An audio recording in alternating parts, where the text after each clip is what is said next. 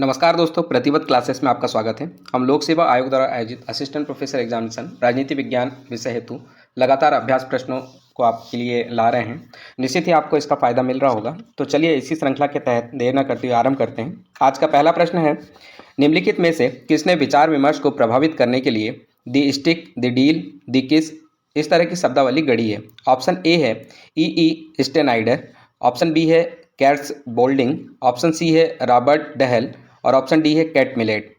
दोस्तों इसका सही उत्तर हो जाएगा option number B, Kate Boulding. इन्होंने विचार विमर्श को प्रभावित करने के लिए the stick, the deal, the kiss इस तरह की शब्दावली को गढ़ा है। अगला प्रश्न हम देखेंगे, निम्नलिखित युग्मों में से कौन सा एक सही सुमेलित है? तो सही युग्म आपको बताना है। ऑप्शन ए, लोकसभा में अनुसूचित जातियों तथा अनुसूचित जनजातियों के लिए स्थानों का आरक्षण, अनुच्छेद 330, संविधान संशोधन कार्यविधि, अनुच्छेद 268, संघ तथा राज्यों के लिए लोक सेवा आयोग, अनुच्छेद 313 तथा नागालैंड राज्य से संबंध विशेष उपबंध, अनुच्छेद 371 घ। तो दोस्तों इसमें आपको जो सही सुमेलित है उसे खोजना है। इसका सही उत्तर हो जाएगा ऑप्शन नंबर ए। ऑप्शन नंबर ए में है लोकसभा में अनुसूचित जातियों तथा अनुसूचित जनजातियों के लिए स्थानों का आरक्षण, अनुच्छेद 330 बिल्कुल करेक्ट है। इसके अतिरिक्त अनुच्छेद 268 की बात करें तो अनुच्छेद 268 में केंद्र द्वारा लगाए जाने वाले कर, लेकिन ऐसे कर जिनका एकत्रीकरण और विनियोजन राज्यों के द्वारा किया जाता है का वर्णन मिलता है। अनुच्छेद 313 की बात करें तो इसमें संक्रमणकालीन प्रावधानों के विषय में जानकारी है और अनुच्छेद 371 डी की बात करें तो आंध्र प्रदेश राज्य के संबंध में विशेष प्रावधान इसमें दिया हुआ है। तो इस प्रकार से करेक्ट आंसर हो जाएगा अनुच्छेद 330, लोकसभा में अनुसूचित जातियों तथा अनुसूचित जनजातियों के लिए स्थानों का आरक्षण। अगला प्रश्न देखते हैं, किसी विधायन विशेष में विलंब करने के लिए अमेरिकी विधायी प्रक्रिया में निम्नलिखित में से कौन सी पद्धति अपनाई जाती है? ऑप्शन ए है गेरी मैंडरिंग, ऑप्शन बी है फिलिप स्ट्रिंग, ऑप्शन सी है लॉन्ग रोलिंग, ऑप्शन डी है सिस्टम। तो दोस्तों इसका सही उत्तर हो जाएगा option number B, filibustering. America में फिलिप स्ट्रिंग के अंतर्गत कांग्रेस के सदस्य किसी विधेयक में गतिरोध उत्पन्न करने के लिए लंबे समय तक भाषण देते रहते हैं और वहाँ कांग्रेस सदस्यों के लिए भाषण देने का कोई समय सीमा नहीं है और इस वजह से जो भी विधेयक होता है उसमें विलंब होते रहता है। अगला प्रश्न देखते हैं, संविधान संशोधन यानी 42वां संविधान संशोधन अधिनियम 1976 ने भारत के राष्ट्रपति के लिए यह आबद्ध कर दिया कि वह मंत्री परिषद की सलाह के अनुसार कार्य करे। संविधान के निम्नलिखित में से किस एक अनुच्छेद में संशोधन किया गया? तो आपको बताना है यह संशोधन किस अनुच्छेद में हुआ था। ऑप्शन ए अनुच्छेद 73, ऑप्शन बी है अनुच्छेद 74(1), ऑप्शन सी है अनुच्छेद 75(1) और ऑप्शन डी है अनुच्छेद 77(1). तो दोस्तों इसका सही उत्तर ऑप्शन नंबर बी हो जाएगा, अनुच्छेद 74(1). ठीक, अनुच्छेद 74(1) के अनुसार राष्ट्रपति को सहायता एवं सलाह देने के लिए एक मंत्री परिषद होगी जिसका प्रधान प्रधानमंत्री होगा और राष्ट्रपति अपने कृत्यों का उपयोग करने में उसकी सलाह के अनुसार कार्य करेगा। तो ऐसा जो किया गया था वो 42वें संविधान संशोधन अधिनियम 1976 से अनिवार्य कर दिया गया। अगला प्रश्न देखेंगे, निम्नलिखित में से किसने राजनीतिक शक्ति यानी पॉलिटिकल पावर को ऐसे संबंध के रूप में परिभाषित किया है जिसमें एक व्यक्ति या समूह पूर्ववर्ती के निर्देशों के अनुसार दूसरे की कार्यवाही का निर्धारण करने में समर्थ होता है? तो इसमें ऑप्शन दिए हैं, option A Bertrand Russell, option B है हेबरमास, ऑप्शन सी है मॉर्गेनथाउ और ऑप्शन डी है डेविड ईस्टन। तो दोस्तों इसका सही उत्तर होगा option number D, David Easton. David Easton ने राजनीतिक शक्ति को ऐसे संबंध के रूप में परिभाषित किया है जिसमें एक व्यक्ति या समूह पूर्ववर्ती के निर्देशों के अनुसार दूसरे की कार्यवाही का निर्धारण करने में समर्थ होता है। अगला प्रश्न देखेंगे, यह अभिकथन और कारण पर निर्धारित है। ऑप्शन ए अभिकथन में दिया है तुलनात्मक राजनीति राजनीति का विज्ञान है और कारण आर दिया है तुलनात्मक राजनीति अध्ययन की आनुभाविक पद्धति पर निर्भर करती है। तो कोट के अनुसार उत्तर आपको देना है। ऑप्शन ए में है ए और आर दोनों सत्य हैं, आर ए की सही व्याख्या है। ऑप्शन बी में है ए और आर दोनों सत्य किंतु आर ए की सही व्याख्या नहीं है। ऑप्शन सी में है ए सही है परंतु आर गलत है तथा ऑप्शन डी है ए गलत है परंतु आर सही है। तो दोस्तों सही उत्तर होगा ऑप्शन नंबर ए और आर दोनों सत्य हैं तथा आर ए की सही व्याख्या है। दोबारा देख लेते हैं, अभिकथन ए में है तुलनात्मक राजनीति राजनीति का विज्ञान है और इसका कारण दिया है तुलनात्मक राजनीति अध्ययन की आनुभविक पद्धति पर निर्भर करती है।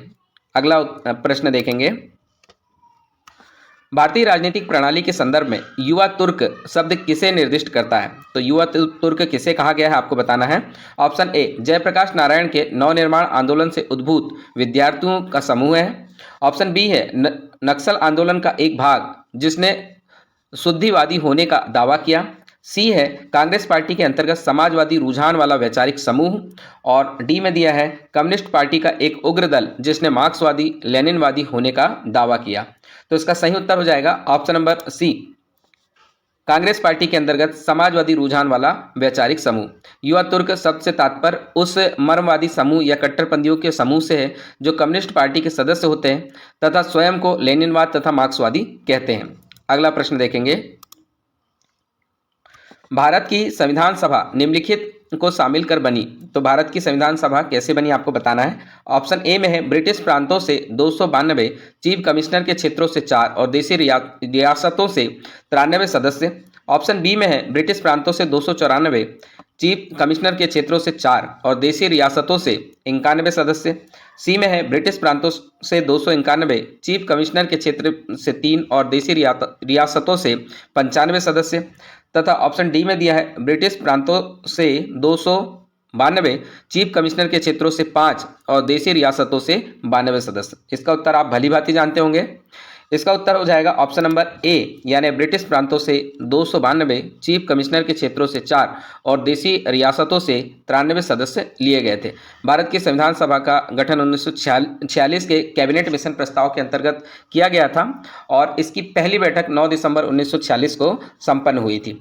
तो उस दौरान ये जो सदस्यों का बंटवारा किया गया था वो सदस्य जो दिए हैं ऑप्शन ए में वो बिल्कुल करेक्ट है। अगला प्रश्न देखेंगे, निम्नलिखित में किसको नव सामाजिक आंदोलन के रूप में अभिलक्षित किया जा सकता है? तो बताना है आपको नव सामाजिक आंदोलन क्या है। ऑप्शन ए कामगार आंदोलन, बी किसान आंदोलन, सी शांति आंदोलन और डी उपनिवेश विरोधी आंदोलन। तो सही उत्तर हो जाएगा ऑप्शन नंबर सी, शांति आंदोलन। शांति आंदोलन को नव सामाजिक आंदोलन के रूप में अभिलक्षित किया जा सकता है। प्रश्न देखते हैं, भारत के संविधान के किस भाग और अनुच्छेद में मौलिक कर्तव्यों का उल्लेख किया गया है? तो इसमें दिया है ऑप्शन ए में भाग 4 अनुच्छेद 51, बी में है भाग 3 अनुच्छेद 51, सी में है भाग 4 का डी और अनुच्छेद 51 का डी, भाग डी में है भाग 3 का डी और अनुच्छेद 51 का डी। तो सही उत्तर हो जाएगा इसमें ऑप्शन नंबर सी, भाग 4 का डी और अनुच्छेद 51 का डी। भारत के संविधान के भाग 4 के डी और अनुच्छेद 51 के डी में मौलिक कर्तव्यों का उल्लेख किया गया है। अगला प्रश्न देखेंगे, निम्नलिखित में से कौन सा एक भारत सरकार का गरीबी उन्मूलन कार्यक्रम नहीं है? तो आपको बताना है गरीबी उन्मूलन कार्यक्रम में कौन सा शामिल नहीं होता है। ऑप्शन दिए हैं ए IRDP, बी NREP, सी RLEGP और डी है CRSP। तो सही उत्तर हो जाएगा ऑप्शन इसका ऑप्शन नंबर डी, CRSP। तो CRSP जो है ये भारत सरकार का गरीबी उन्मूलन कार्यक्रम नहीं है। इसके अलावा ये जो तीनों ऑप्शन दिए हैं ये गरीबी उन्मूलन कार्यक्रम है। CRDP का तात्पर्य यहाँ पे सेंट्रल रूरल सैनिटेशन प्रोग्राम है और भारत सरकार का गरीबी उन्मूलन कार्यक्रम में शामिल नहीं है। अगला प्रश्न हम देखेंगे, निम्नलिखित कौन से अनुच्छेद या अनुच्छेदों के अंतर्गत उच्च न्यायालय और उच्चतम न्यायालय याचिका जारी कर सकते हैं? ऑप्शन ए है अनुच्छेद 44 और 45, ऑप्शन बी है अनुच्छेद 123 और 213, सी है अनुच्छेद 32 और 226 और डी है अनुच्छेद 53 और 153। तो सही उत्तर हो जाएगा ऑप्शन नंबर सी, अनुच्छेद 32 और 226 के अंतर्गत उच्च न्यायालय और उच्चतम न्यायालय याचिका दायर कर सकते हैं। तो उच्चतम न्यायालय के लिए अनुच्छेद 32 और उच्च न्यायालय के लिए 226 है। अगला प्रश्न देखेंगे, निम्नलिखित में से कौन सा निर्वाचन सुधार अब तक कार्यान्वित नहीं हुआ है? ऑप्शन ए रिक्तता के 6 महीने के भीतर उप निर्वाचन का होना, बी निर्वाचन आयोग में राजनीतिक दलों का पंजीकरण, सी आयकर व्यक्तिक्रमियों का चुनाव लड़ने से वर्जित करना और डी है जमानत राशि तथा प्रस्तावकों की संख्या में वृद्धि करना। तो दोस्तों इसका सही उत्तर हो जाएगा ऑप्शन नंबर सी, आयकर व्यक्तिक्रमियों को चुनाव लड़ने से वर्जित करना। यह निर्वाचन सुधार में अब तक क्रियान्वित नहीं हुआ है। इसके अलावा रिक्तता के 6 महीने के भीतर उपनिर्वाचन का होना, यह भी लागू है। निर्वाचन आयोग में राजनीतिक दलों का पंजीकरण करना, यह भी अभी चल रहा है। और जमानत राशि तथा प्रस्तावों की संख्या में वृद्धि भी की जा चुकी है। इसके अतिरिक्त जो है आयकर व्यक्तिक्रमियों को चुनाव से लड़ने से वर्जित करना, यह भी लागू नहीं है। अगला प्रश्न देखते हैं, निम्नलिखित में से किस समिति ने राजनीति के अपराधीकरण और अपराधियों के राजनीतिकरण के बारे में चिंता व्यक्त की है? ऑप्शन ए तारकुंडे समिति, बी सच्चर समिति, सी वोहरा समिति और डी इंद्रजीत गुप्ता समिति। इसका उत्तर आप भलीभांति जानते होंगे। सही उत्तर है ऑप्शन नंबर सी वोहरा समिति। वोहरा समिति ने राजनीति के अपराधीकरण और अपराधियों के राजनीतिकरण के विषय में चिंता व्यक्त की थी। इसका गठन 1993 में किया गया था और इसी कमेटी ने जो अपनी रिपोर्ट सौंपी थी उसी में यह स्वीकार किया गया था कि भारत में राजनेता और अपराधियों के बीच में काफ़ी ज़्यादा गठजोड़ हुआ करता है। अगला प्रश्न देखेंगे, निम्नलिखित कथनों में कौन सा एक सही है? All India Muslim personal law board option A संवैधानिक परिस्थिति रखता है और इसका प्रधान राष्ट्रपति द्वारा नियुक्त किया जाता है। बी एक स्वैच्छिक संस्था है और भारत के मुसलमानों के सभी संप्रदाय और शाखाओं को एक साथ जोड़ती है। सी एक शासकीय निकाय है जो साहबानो विवाद के बाद गठित किया गया है। और डी उलेमाओं की संस्था है जो देवबंद शाखा से संबंधित है और मुस्लिम पर्सनल लॉ के बारे में सरकार को सलाह देती है। तो दोस्तों इसका सही उत्तर हो जाएगा ऑप्शन नंबर डी। 1978 में इसे गठित किया गया था। ऑल इंडिया मुस्लिम लॉ उलेमाओं की संस्था है जो देवबंद शाखा से संबंधित है और मुस्लिम पर्सनल लॉ के बारे में सरकार को सलाह देती है। अगला प्रश्न देखते हैं, निम्नलिखित कथनों पर विचार कीजिए। सार्वभौमिक नागरिकता के आदर्श का आशय है। तो सार्वभौमिक नागरिकता का क्या आशय बताना है आपको। पहला दिया है, एक राष्ट्र के सारे नागरिकों के साथ एक जैसा व्यवहार होना चाहिए और उन्हें समान अधिकार दिए जाने चाहिए। दूसरा, व्यक्तियों को विश्व का नागरिक समझा जाना चाहिए। तीसरा, देश में रहने वाले सभी व्यक्तियों को नागरिक समझा जाना चाहिए। और चौथा, नागरिकता के अधिकार हमें प्रकृति द्वारा दिए गए हैं। तो उपयुक्त कथनों में से कौन सा सही है, सही बताना है। ऑप्शन ए में पहला और दूसरा, बी में दूसरा और तीसरा, सी में केवल पहला और डी में चौथा।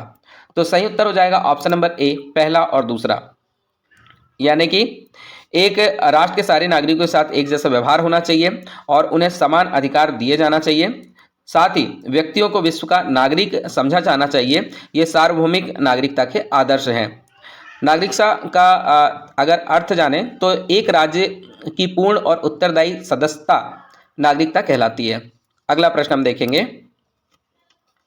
निम्नलिखित में से कौन संविधान सभा के उद्घाटन सत्र के अध्यक्ष थे? Option A doctor BR Ambedkar, B doctor Rajendra Prasad, C doctor Sachchidanand, D Sardar Patel.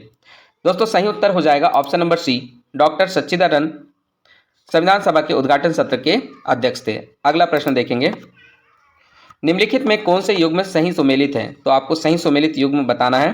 पहला मिखाइल गोर्बाचेव ग्लासनोस्त, दूसरा है सैमुअल हंटिंगटन क्लेश ऑफ द सिविलाइजेशन, तीसरा है हेनरी किसिंजर देतांत। तो कोड के अनुसार सही जो युग्म है वो बताना है। ऑप्शन ए में पहला और दूसरा, बी में दूसरा तीसरा, सी में पहला तीसरा और डी में पहला दूसरा और तीसरा। तो सही उत्तर हो जाएगा ऑप्शन नंबर डी पहला दूसरा और तीसरा, यानी सभी बिल्कुल सही सुमेलित है। मिखाइल गोर्बाचेव से संबंधित ग्लासनोस्त है और सैमुअल हंटिंगटन से संबंधित क्लेश ऑफ द सिविलाइजेशन है, हेनरी किसिंजर से संबंधित देतांत है। अगला प्रश्न देखते हैं, communist party of India Bharat में पहली बार किस राज्य में सत्ता में आई? Option A Paschim Bangal, B Tripura, C Kerala, D Goa. सही उत्तर हो जाएगा option number C Kerala. Communist party of India Bharat में पहली बार केरल राज्य में सत्ता में आई। अगला प्रश्न देखेंगे, अनुदारवाद के बारे में निम्नलिखित कथनों पर विचार कीजिए। पहला कथन है अनुदारवाद क्रांतिकारी परिवर्तन का विरोधी है। दूसरा है अनुदारवाद के लिए परंपराएं, रूढ़ियां और प्रथाएं अधिकारों के स्रोत हैं। तीसरा है अनुदारवादी अनिवार्यतः धार्मिक आचार से प्रतिबद्ध होते हैं। और चौथा है अनुदारवादी सार्वभौमिक वयस्क मताधिकार के विरोधी हैं। उपयुक्त कथनों में से जो सही है उसे चुनना है। ऑप्शन ए में है पहला और तीसरा सही, बी में है पहला और दूसरा, ऑप्शन सी में है तीसरा और चौथा और डी में है पहला दूसरा तीसरा और चौथा। तो सही उत्तर हो जाएगा ऑप्शन नंबर डी, यानी पहला दूसरा तीसरा और चौथा, यानी सारे कथन जो हैं वो सही हैं। पुनः दोहरा लेते हैं, अनुदारवाद क्रांतिकारी परिवर्तन के विरोधी हैं। अनुदारवाद के लिए परंपराएं, रूढ़ियां एवं प्रथाएं अधिकारों के स्रोत होते हैं। अनुदारवादी अनिवार्यतः धार्मिक आचार से प्रतिबद्ध होते हैं। और चौथा है अनुदारवादी सार्वभौमिक वयस्क मताधिकार के विरोधी है। अगला प्रश्न देखते हैं। ये कूट दिए हुए हैं, कूट के अनुसार आपको उत्तर देना है। कूट का उपयोग करते हुए शाखा के रूप में लोक प्रशासन के विकास में निम्नलिखित चरणों का सही कालक्रम में सजाइए। तो लोक प्रशासन के विकास के चरणों को सही क्रम में बताना है। पहला है पारिस्थितिकी उपागम, दूसरा है सिद्धांत उपागम, तीसरा है राजनीतिक प्रशासन द्विभाजन और चौथा है लोक नीति उपागम। इसमें क्रम दिया है ऑप्शन ए में तीसरा पहला चौथा दूसरा, बी है तीसरा दूसरा चौथा पहला, सी है दूसरा तीसरा पहला चौथा और डी है तीसरा दूसरा पहला चौथा।